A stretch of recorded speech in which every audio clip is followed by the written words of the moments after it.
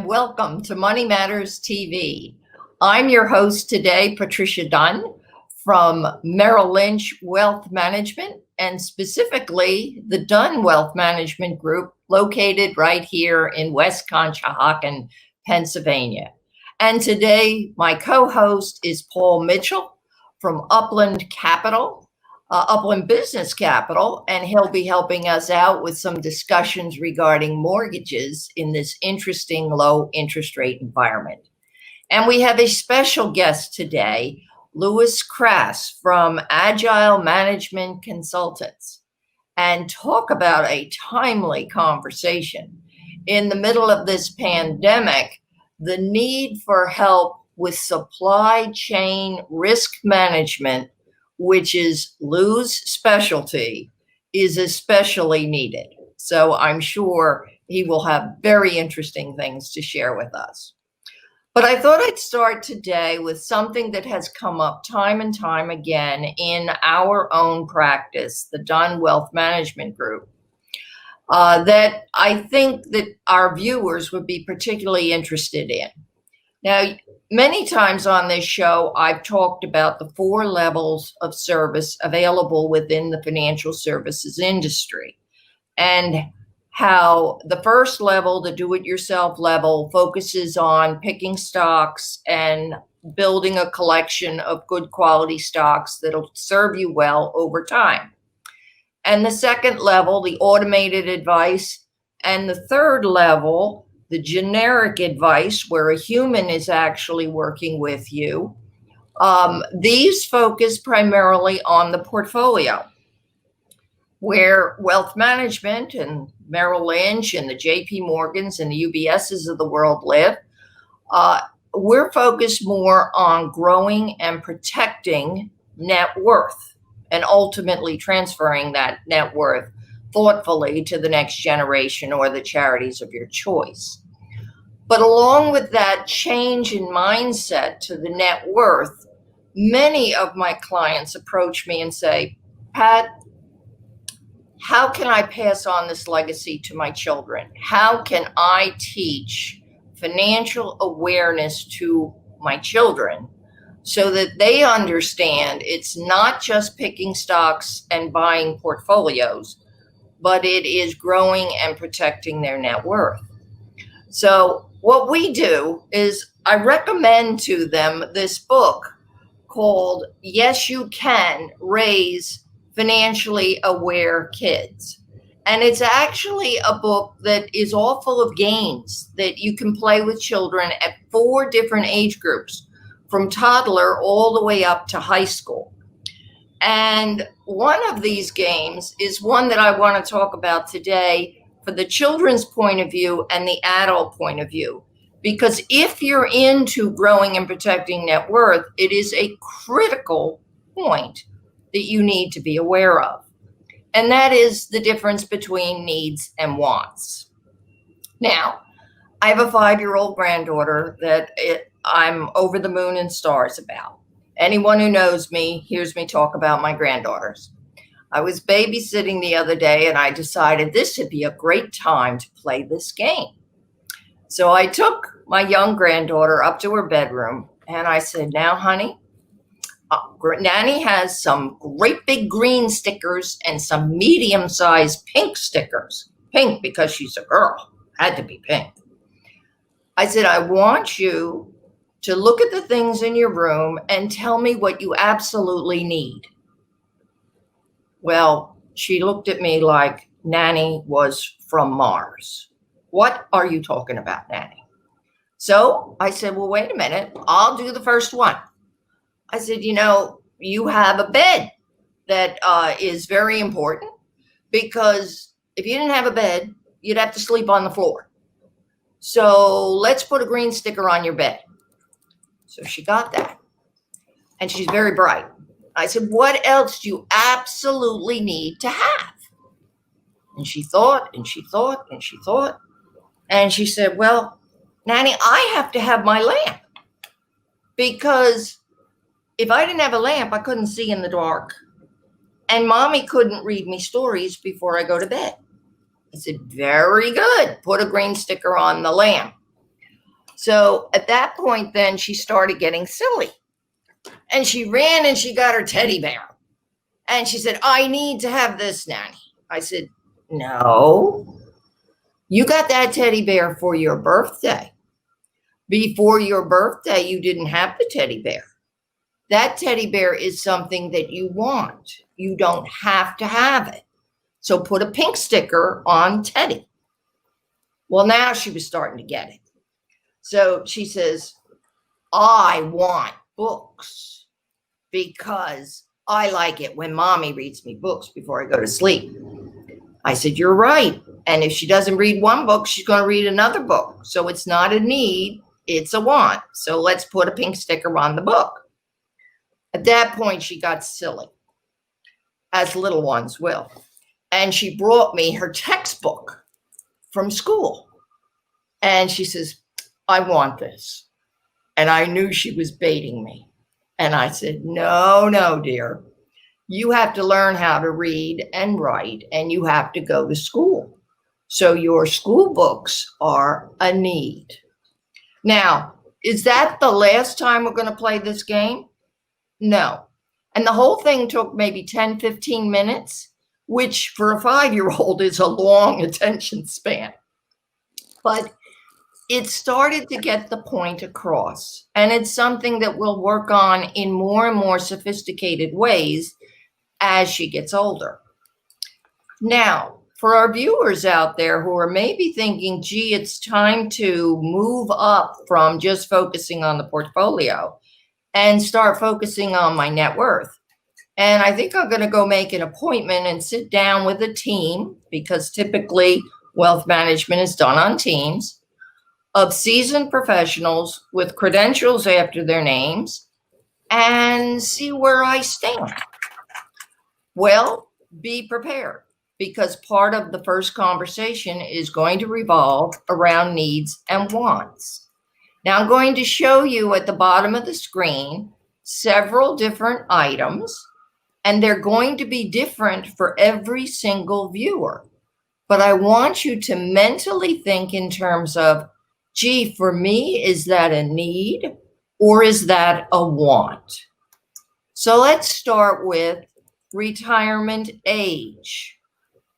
For you, is it a need or is it a want? Let's look at the next one. The next one is estate and legacy. Depending upon your age, this could be very important. But is it a need or is it a want? The next is education goals. Now, education goals can be education for yourself. Many people in retirement go on to get MBAs and other advanced degrees. Is it for your adult children to help them get ahead? Or is it for your grandchildren? But whoever it's for, is it a want or is it a need? Surviving spouse. Surviving spouse is a very interesting topic, and you will spend a lot of time on this if you have a spouse. If you're divorced or widowed or a widower, skip it. It's not an issue. The next one is long-term care and health care expenses. Remember, we talked in terms of growing and protecting net worth. This is an area that can really do damage to net worth. And this is an area where all the stock picking in the world and all the portfolios of the world may or may not help you. This is definitely a net worth issue. But beyond that, for you personally, is it a need or a want? The next one is retirement lifestyle. Now, remember, I said retirement age first, and I said retirement lifestyle as a separate item. I'm sure you're wondering, aren't they one and the same? No, they're not. And it's important as to which column you put which one in. And finally, there is major dreams and purchases. Now, people who work with you and help you with your growing and protecting your net worth do handle mortgages, lines of credit, life insurance, long-term care coverage, trust accounts when needed. And yes, of course, we do portfolio management. It's more comprehensive. But since my special guest or my co-host today is Paul Mitchel and an expert in this area, I'm going to ask Paul to share with us, if someone's coming to see you, Paul, what should they be prepared that you're going to talk to them about when it comes to major dreams and purchases? Okay, well, we're talking about a mortgage, so that's the primary focus. That's what we're looking at right now. Some of the other things are a little bit further down the road, but certainly it's probably the biggest purchase, biggest investment you're going to be making for a long, long time. Now, mortgage rates are extremely low these days. They've been low for actually quite a long time, but have gotten even lower. I asked my neighbor recently, I learned that they were moving, and I said, gee, great time to move with low mortgage rates, as low as 3%. I said, what'd you get?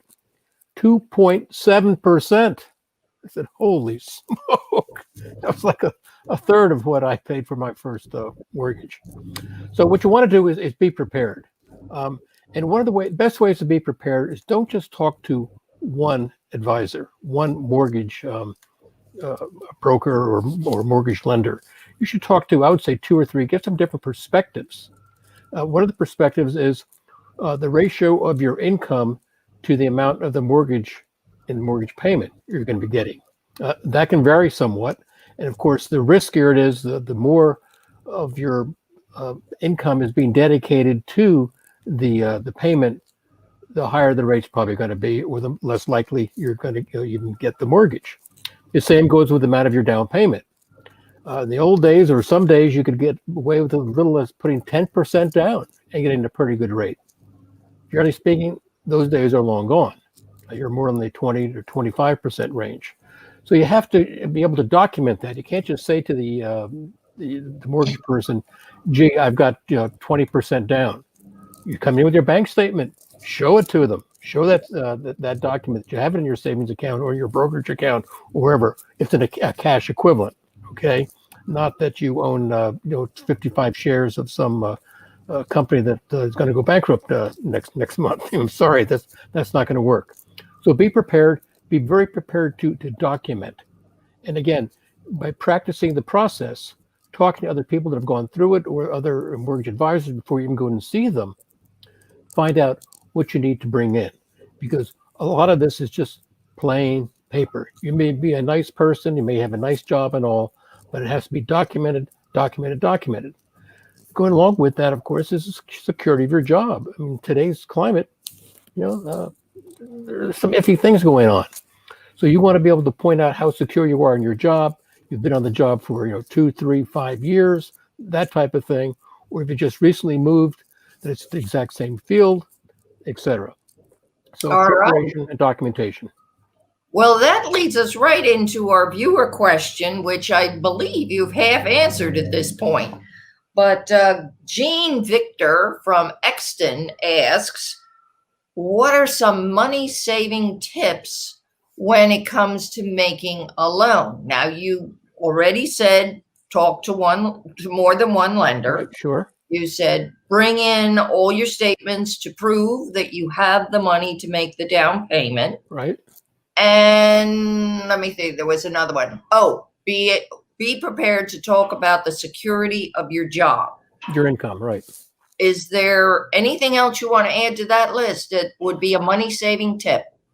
Sure. You may say that you've had an inspector go through the property and they determined that $6,000 of repairs or improvements would be advised, and that you've arranged with the seller to pay for that ahead of time. There's a good one. Not everybody does that. You're there to negotiate.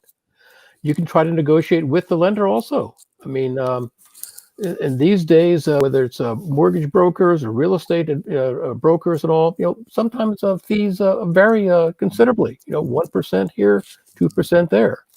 So that's one way of doing it. Thank you.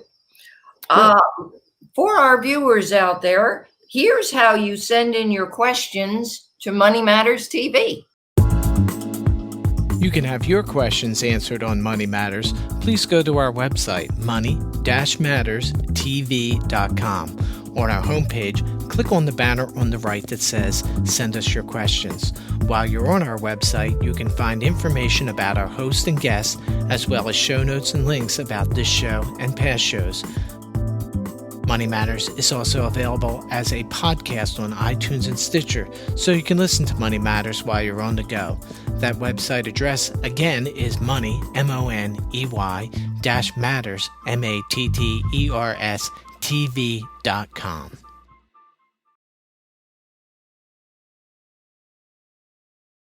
Welcome back to our show. And now for the exciting part of the program where we interview Mr. Lou Krass from Agile Management Consultants.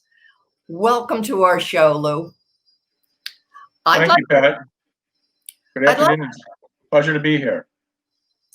I'd like to start by helping our viewers understand what type of consulting services do you perform? So, Pat, I focus on supply chain management consulting, which is optimizing the flow of goods and services, information or data, and finances from an organization's suppliers to its customers. The goal of a good supply chain consultant is to look for and recommend improvements that reduce cost and increase revenue for the organization. The way that I approach supply chain optimization is by examining three enablers for achieving efficiency. These are people, processes, and technology. To achieve supply chain efficiency, you need to balance the three. You can think of it as a three-legged stool. If one leg is out of balance, the stool wobbles. So for the people aspect, I ask, given current supply chain processes and technology, do we have the right resources with the right skill sets to accomplish the organization's goals and objectives? In other words, how are roles and responsibilities defined and executed across the supply chain, and do they positively or negatively affect supply chain operations? For processes, I look at how efficient they are. Are they as efficient as they could be, or are there bottlenecks affecting the customer experience and driving up costs? Typical supply chain processes include supply planning, procurement, manufacturing, quality, distribution, transportation, order fulfillment, and receiving. And lastly, for technology, I look at whether the company is using technology effectively to enable efficient supply chain operations, or are there disconnects that affect the use of data analytics as a competitive advantage? When you talk about supply chain, a manufacturer, they're buying widgets or different types of things to make it into something else, et cetera, et cetera. But let's say I'm a law firm. I mean, I'll buy paper, but is there any other thing besides that you get involved in as a supply chain consultant? I get involved with not only supply chain, but I get involved in a lot of technology-related consulting work to either improve technology or to address concerns like cybersecurity and counterfeits in the marketplace. Those are big ones. What areas in the supply chain management are your clients demanding help with the most right now in the middle of this pandemic? Well, two big areas come to mind. And first is increased visibility of their entire supply chain. So, and they like this done through the use of business intelligence tools, which incorporate artificial intelligence to perform advanced analytics on data generated across the various segments of the supply chain. The second is managing supply chain risk. I've received a lot of requests lately for my expertise in managing supply chain risk due to the growth of cybersecurity incidences and the proliferation of counterfeit materials in the market. Lou, you're an expert in this. How did you get into it?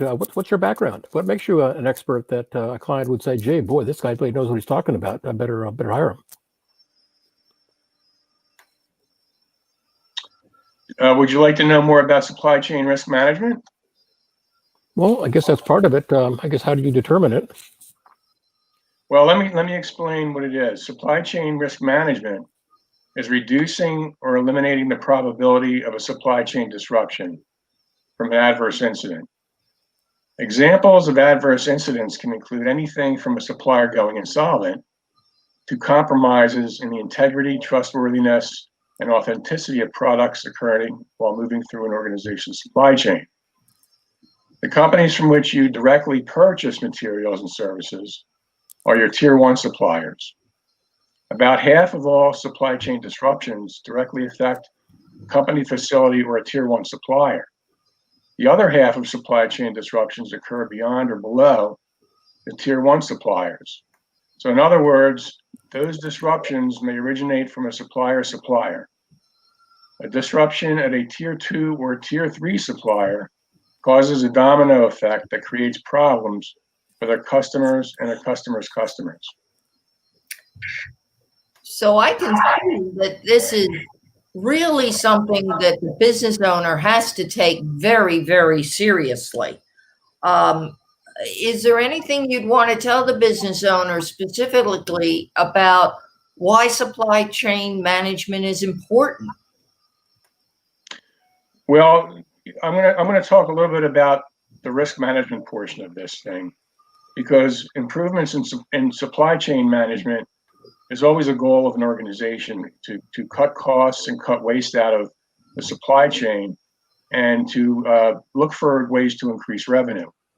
But a component of supply chain management that is gaining more interest is supply chain risk management.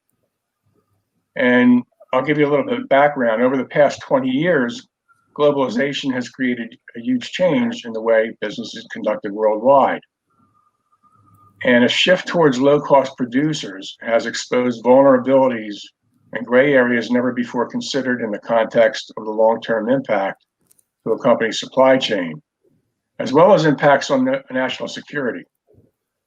In low-cost supply chains, lower tier suppliers may adulterate, contaminate, and use banned materials, which are cheaper options, either being unaware of dangers or deliberately to lower costs. Now, while companies across sectors have been strengthening their cybersecurity defenses with technologies such as firewalls, endpoint protection, and network detection and response, one area remains overlooked, and that's securing the supply chain. So consider that today's supply chain is now less of a linear chain of moving parts from manufacturing to market, and more of a web that extends and branches in every direction. With digital services such as cloud providers in the mix, we're now talking about a multifaceted ecosystem to run your core business. In fact, research has found that the average organization has given 471 third parties access to sensitive information. And what's more, each third party has its own complex web of suppliers. So while you may have invested greatly in cybersecurity controls and are confident about your company's own security safeguards, you need to evaluate your confidence in your vendors, especially those who can access your network or data, such as raw material suppliers, billing and payment vendors, electronic health record platforms, and cloud service providers. And there's one more big reason why this is important. It's also important because compliance to supply chain risk management standards is being mandated by the federal government. Soon, if a commercial company wants to do business with the federal government, that company must meet government supply chain risk management standards. These standards are defined within a set of publications developed by the National Institute of Standards and Technology. So from a financial aspect, if you want to do business with the government, you'll have to have mature supply chain risk management processes in place to comply with something called NIST SP 800-161. I'm going to say that a couple times during my interview here, because it's a very important document, because companies are going to have to comply with what is in this document, and it's about a 280-page document that covers the spectrum of processes in a supply chain. What are some of the ways to provide such compliance with these government regulations? I mean, 280 pages. How do you address all those? Well, let me get into some of the risk categories here first. One is of course financial risk, and that asks the question: is one of my suppliers that provides a critical component experiencing financial trouble that might cause a major disruption if they were to become insolvent? Or is one of their suppliers experiencing financial problems? Do I have alternate sources of supply? One way to check a supplier's financial risk is to monitor the company's current ratio for any negative trends in its ability to satisfy short-term debt obligations. There's cybersecurity risk. Do I have the proper controls in place that will prevent an attack on my company's data? Do I have controls in place for second and third tier suppliers that may have access to my systems? There's also counterfeits, and this is a big risk. According to the United States Chamber of Commerce, counterfeit products cost the American economy more than $400 billion annually. Counterfeit maintenance, repair, and operational spare parts can create a serious hazard for equipment systems and facilities, and most important, personnel that work with and around them. And this is interesting. A company's operations could be buying and using counterfeit parts and not know it. Mm-hmm. Counterfeits can look so much like original parts in their packaging, graphics, and engraved identification markings that it's nearly impossible to distinguish them from the real thing. The increasing flow of fake aftermarket bearings from China and other Asian countries is a good example of this dangerous supply chain situation. These items continue to create enormous headaches for major bearing manufacturers. Many imported counterfeit bearings even come with phony certificates proclaiming that the items were manufactured in the U.S. and meet specified standards for American-made products. Well, we have 1 minute left, so can you answer quickly?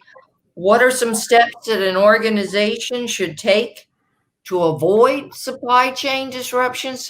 Clearly, this is a serious subject. It's very serious. First, companies that are intending to bid on federal contracts should begin the process of getting familiar with NIST SP 800-161. This covers all the compliance requirements for managing supply chain risk. They should evaluate and identify current risks by taking a critical look at their business and identify areas with risk exposure and identify and evaluate potential supply chain disruption scenarios. They should ensure their suppliers have good quality processes. Suppliers can have a direct impact on a company's reputation. That said, diversify suppliers. Don't rely on one source of materials or products. It's desirable to source from low-cost locations around the world, but if goods can't be delivered in a timely manner, your supply chain becomes vulnerable. So establish reliable secondary suppliers in different regions to minimize this risk. Lou? Yes. We may have to have you back, but I do have to share with our viewers who our next guest will be on Money Matters. Our next guest will be Marilyn Anthony from Temple's Fox School of Business. Now, Marilyn's title is Strategic Outreach Director. And what she does, what does that mean? She introduces entrepreneurs to people they should know. So I'm sure that will be a very interesting show. So thank all of our viewers for listening and tuning in today. And remember,